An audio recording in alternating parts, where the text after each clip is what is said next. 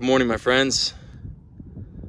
I'm still walking, obviously, but I'm in New Mexico, about 130 miles from the Texas border, which means I'll probably be there in a few days. It's finally not too windy today, so I'm gonna record a video that I've been thinking about for a long time, years, but that I've always decided I didn't need to make because I wasn't gonna be bullied into making it. But recently, upon a lot of reflection, I've decided that there are other reasons to make it, not just for myself, some issues that we gotta call out, and some people that might need to hear this. So, here we are. Apparently, I'm not gay. I have been harassed in my comments and had my sexuality discussed in many, many places for years. But today, we're gonna get into it. We're gonna get into the nitty-gritty. First of all, I wanna say that I'm not making this video because I've been bullied into it. I might put my hood up. My hair is so long, it's gonna blow into my face. There we go. And I'd like to say that nobody, not me or Harry Styles or, I don't know, Shawn Mendes or whoever the gays are after today, owes you an explanation about their sexuality. It's such a deeply personal thing. It's such a difficult thing to figure out. Almost all of us grow up in societies where non-heteronormative identities are denigrated and just bullied relentlessly. And to live openly is to take on potentially a lot of challenges. So no one owes you an explanation of their sexuality. Certainly no one owes you an update every few years just because they post with girls sometimes. Now the truth is, I've actually been super open about my sexuality and the fact that I have never been 100% sure that I'm 100% gay. If you were to watch my live streams over the years, if you were to read every single article that came out about me, you would see that I've kind of identified as several different things over the years. But if you're a casual fan, you know, my most viewed video is my coming out video, and there's 50 plus articles online that identify me as gay. So if you were to see those and then go online and see some cheeky post of me and a girl licking my abs, which first of all does not mean that I'm dating that person or sleeping with that person. It was just, you know, a funny post to me, but not to other people apparently. Then yes, I could understand some confusion. I still don't think it's fair to try to bully and harass me and say that I owe anyone an explanation or that I've used the gay community in some way. I've seen that multiple times. That's really hurtful. That's really hurtful because, you know, I've lived very publicly and very proudly for years, and I don't often talk about it because I don't want to scare people away from coming out. I think it's an amazing, beautiful, worthwhile experience, but coming out also comes with challenges, and living publicly as a gay man, like one of the most public gay men in the world, is certainly challenging. And I've dealt with a lot of bullying and harassment. Unfortunately, not just from homophobic people, which certainly comes with the territory, but unfortunately, sometimes from my own community, which really hurts. And this is one of those cases, you know, and I think we really need to address the problem with militancy in the LGBT community. The fact that you would say that I've used the LGBT community because I'm not gay enough, which we'll get into how I actually identify in a moment, but just to linger here, I think that's super problematic. In the same way that I think obviously, you know, there's portions of the trans community that are highly militant and slightly problematic. So I think it's okay to call out the parts of our community that go a little bit too far. But to me, this is one of those cases. So I don't think it's cool. I don't think I owe y'all an explanation. But I'm going to give one anyway for different reasons. So, to get into that, how do I actually think about my sexuality and how do I identify? Well, again, if you were to read everything that's ever been written about me, which I understand you don't need to, then you would see that I've identified as bisexual, pansexual, queer, gay over the years. It's kind of been something I've been trying to figure out. And so, to talk more about why I'm making this video, I'd like to say very clearly that your sexuality is not something that you have to figure out overnight. And for some people, sexuality may be somewhat fluid. For me, it's not really that fluid. It's just when I first came out, it was just to my friends at lunch. You could watch my coming out story, right? And then because I was a good wrestler, apparently, it was news. And suddenly I'm giving news interviews to, the New York Times, the Chicago Tribune. And I'm 17 years old. I have no idea what my sexuality is. All I know is I just started dating a boy. And I told the interviewer, the very first interview I gave, I told him as much. I said, I'm not really sure that I'm gay, but I am dating a guy. But I've been with women. I still find women attractive. And he said to me, as an adult, more experienced in these things than I am, he said, yeah, that's normal. You'll probably grow out of it. I just thought, okay, I guess this is what we're running with then. I wasn't confident enough in who I was really to argue with him.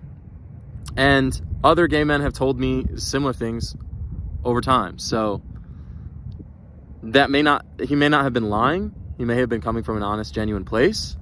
It just wasn't my story. I haven't stopped being attracted to women.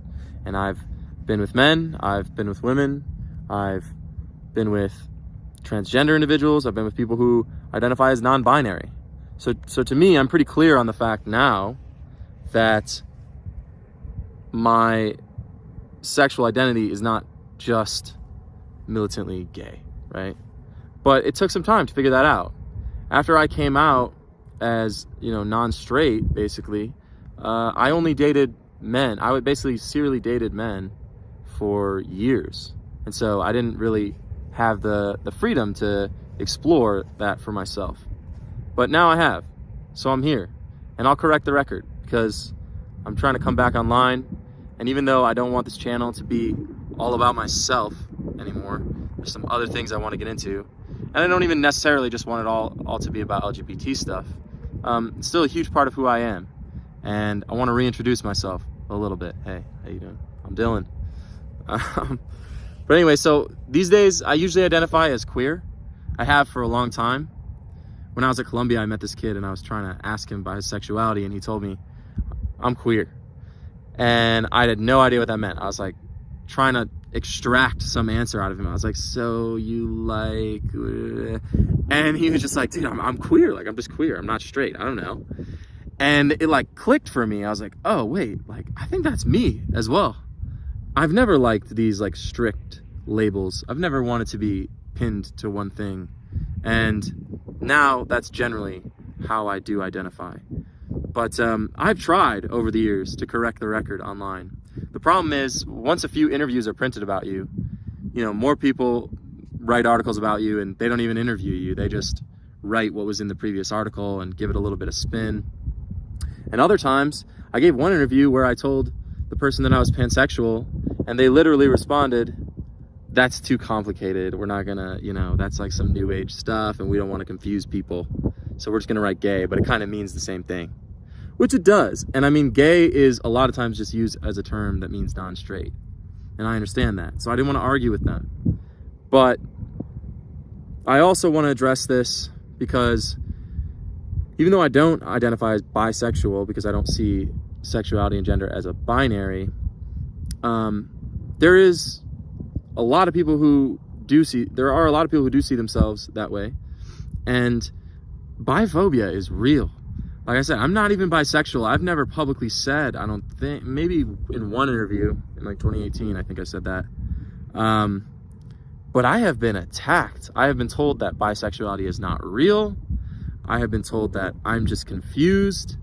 I have, to have someone in the LGBT community who's hiding behind a guise of, I love you, I care about you, to completely nullify your identity, it's so toxic, it's so hurtful.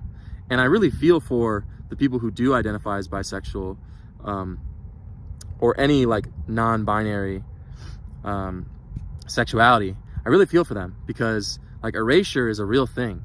That sucks, to come out and then have like a large portion of the community that's supposed to take you in tell you that you don't exist or that you're confused.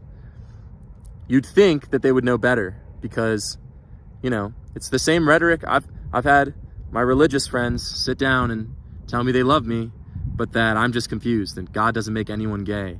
And, you know, I've just been seduced by Satan. It feels very much the same. It's really hurtful. It's also really hurtful to be told that because I was somehow not 100% sure about my sexuality right from the jump at 17 years old, that I used the gay community. It's confused for many reasons, because for one, I don't know who you think I am or what that's gotten me, but I'm just like a sad kid walking across America trying to find myself. I'm not rich, probably gonna run out of money before this walk is over, if I'm being honest. So I don't know where you think like all this has gotten me, but it's not anywhere that is super unattainable. And also, if I'm being honest, I think, you know, it's brought me a lot of challenges, and I've done a lot for my community, and I've always been proud and open, and I've never turned my back on the LGBT community. So to be told that I'm using the community is really, really hurtful. So fuck those people if you've ever said that to me. Sorry, get a little worked up there, but it's not cool. Anyway, and then to tie this back to the media thing, I think it's really problematic the way the media pushes stories and tries to simplify them, and doesn't really care about always telling the whole truth, but is just trying to tell the narrative that they think will drive the most amount of clicks and views, and the one that they're looking for, really. So in my case, that might have just ended up with me having a little more confusion about who I was, and a harder time figuring that out, and being bullied online a little bit, but that was going to happen either way. But there are much more serious and important cases out there.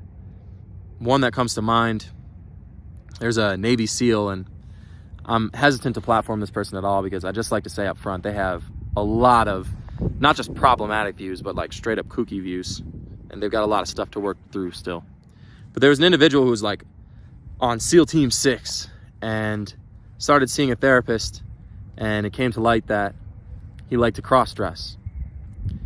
From the story that I've heard him tell of it, I don't think this individual was ever transgender. But unfortunately, this counselor or therapist, it wasn't really clear what the relationship was,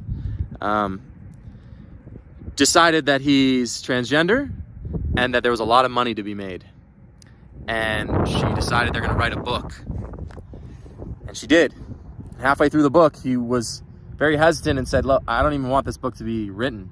She went ahead and wrote it anyway, because she had already had him sign contracts and the rights to it. Next thing you know, this book is out.